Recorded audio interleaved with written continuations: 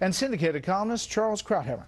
The first soundbite, Charles, was the president talking about not putting troops on the ground in Libya, in contrast to this action. And here he's made an exception for a part of the world that I'm not sure 1 in 1,000 Americans know of. And there's a requirement here for intellectual honesty.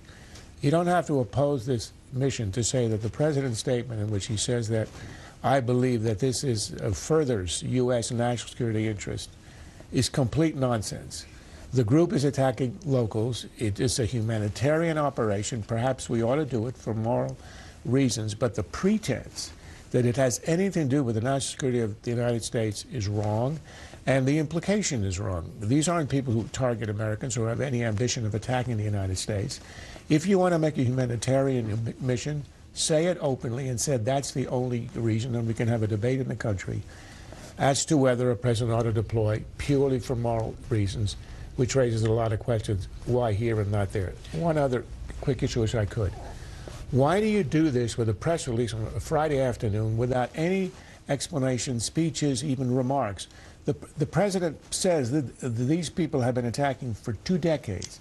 If this had happened overnight and we had to do a quick deployment, I can understand doing this with no preparation. But if it's something that's been happening for decades, where is the speech? Where's the explanation? You have to prepare America if you're going to deploy troops in harm's way. Now, Republican Senator Jim Inhofe is supportive of this. There are other bipartisan notes of support late this afternoon, Charles, but there are concerns that where does this lead? What does this mean if someone dies here and if they are engaged in fighting? Look, it's very small scale. The intent is not to actually go in and to fight. Their orders are to assist, inform, to give intelligence, and to defend themselves if necessary. But as you say, there's a long history here, and Somalia is the biggest example, where it was entirely innocent. It was supposed to be an operation purely to help to feed the starving. What could be a more elevated humanitarian operation? And we know how it ended. You get caught up in these wars. These are petty, small tribal wars, huge casualties, a lot of suffering.